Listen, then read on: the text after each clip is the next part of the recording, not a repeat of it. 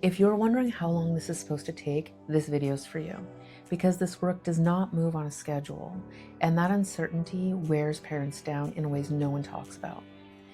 But I want to say something even more honest than that.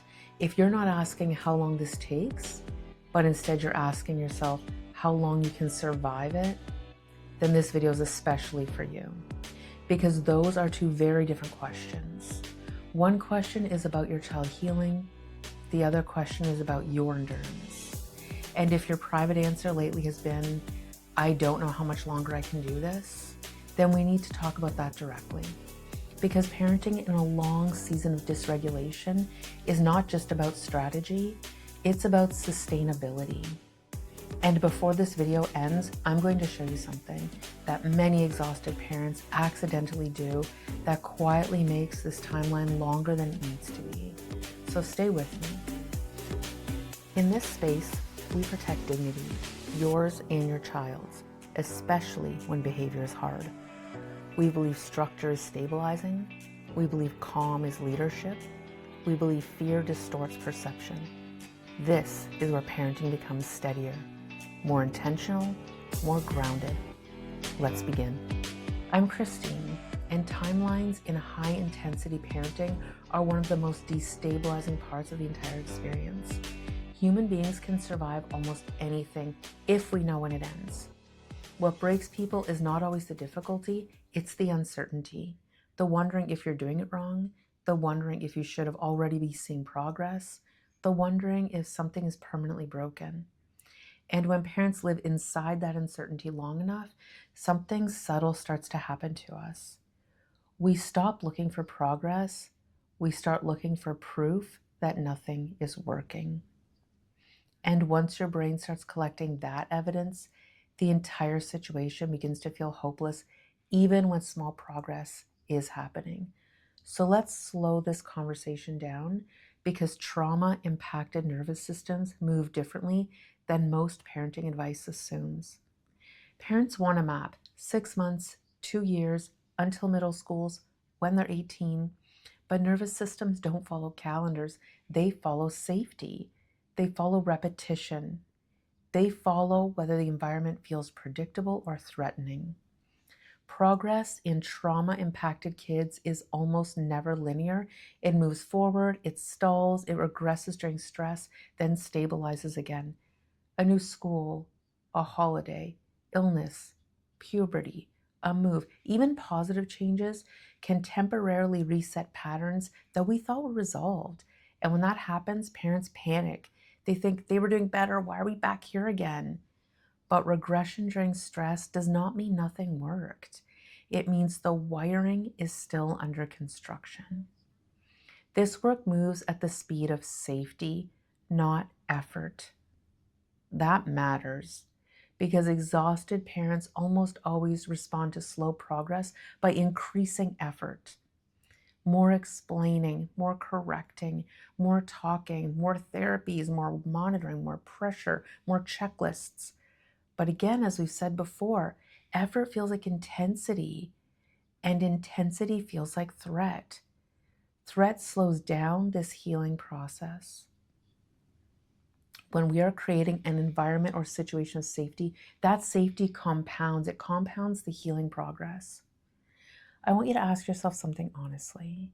When progress feels slow in our home, do you tend to lean in harder with more explaining, more correcting, more monitoring? Almost every parent does. But the moment parents become more intense, the child's nervous system across from them becomes more defensive. Trying harder slows things down. The things that actually accelerate stabilization are usually the opposite of what parents expect. Predictability, fewer words, calm follow through. Confidence that does not wobble in us every time the child does.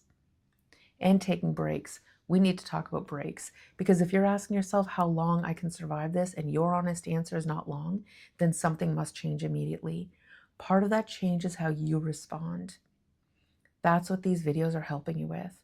But part of the change may be structural.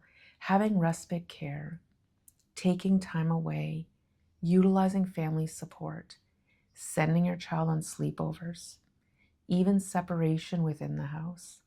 This is not about abandonment.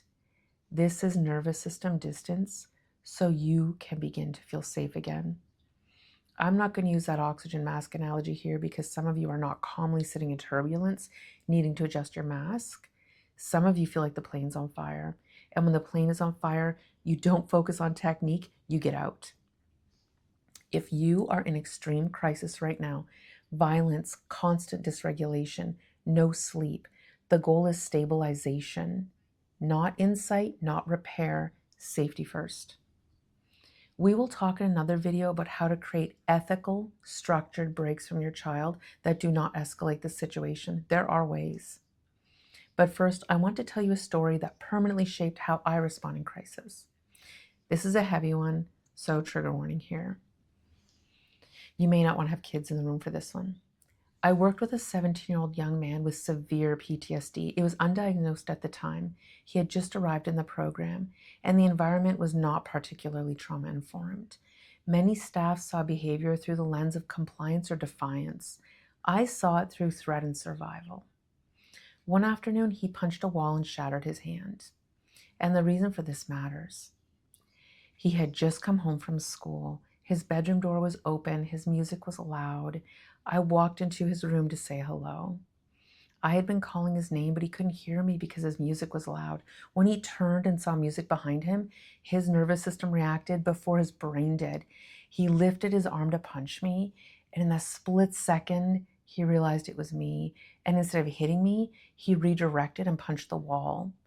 That is trauma, not aggression, not attitude, a startle response. Later, he and I made a simple agreement. Before entering his room, I would flicker the lights so he knew someone was there. That tiny change prevented future incidents better than any lecture ever could have. But the story didn't end there. After surgery, they placed pins in his hands. He didn't want the surgery. It was forced on him. When he returned back to the group home, I went to check on him. He was standing in the bathroom, quietly pulling the pins out of his own hand. I still don't know how he was doing it. I remember my legs felt weak. I honestly thought I might pass out just watching him. I quietly called medical support on my radio, and then I asked him to sit with me. I could have grabbed his hand. I could have physically stopped him, but I knew and understood something critical. His consent had already been overridden. His body had already been controlled. If I put my hands on him, even with good intentions, he would not experience that as help. He would experience it as threat. And threat rewires the brain. This is why we do not put hands on our children unless harm is truly imminent. And even then, we must ask a difficult question. Will physically stopping this create more long-term damage than the injury we're trying to prevent? Because forced intervention can rob dignity, and dignity stabilizes nervous systems. So instead, I asked if I could place my hand on his knee. I told him I would help him. I told him he was strong. Later, during calm evenings, we talked about this incident more. That moment looked like crisis to everyone else. What I saw was a child trying to reclaim power. My response protected dignity, and dignity accelerates safety. That safety is essential to healing. There's something else that quietly slows progress in these situations, living inside the history of how bad things have been. If every moment today is filtered through yesterday's explosion, you begin reacting to escalation that hasn't happened yet. And sometimes these kids do not get to just be irritated. They do not get to just have a normal bad mood because we are bracing. We remember we are tired. But parenting is leadership, and that leadership requires discipline. Yesterday ended, today is new. We respond to what is happening, not what has happened. When I said leadership requires discipline, I'm talking about your own discipline, self-discipline. When we react to patterns instead of present behavior, we communicate something very powerful, that the child is permanently defined by their worst days. That slows everything down. Now I want to ask you something. In the comments, tell me, what part of this timeline feels the hardest right now? Is it the length? Is it the unpredictability? Is it the exhaustion? Or the fear that you're doing it wrong? Write it down. Other parents are reading this. You are not alone. If you feel urgency rising when you watch these videos, download the bucket poster in the description. Ask yourself, am I upset because this shouldn't be happening, or because I feel like I'm failing? That clarity alone interrupts your escalation faster than most techniques. The parents who make it through these long seasons are not the ones who never feel exhausted. They're the ones who measure progress differently, not by how calm their child looks this week, but by how steady they themselves are becoming. Because in homes like this, the parent's nervous system becomes the anchor, and anchors do not stop storms. They keep the ship from drifting. In the next video, we're going to talk about something incredibly frustrating. Why children sabotage good days. Why things fall apart right when everything seems calm. Because if you misinterpret that pattern, you will think progress is disappearing, when in reality, something else is happening. Watch that next. And if this channel helps you stay steady during long seasons of dysregulation, subscribe.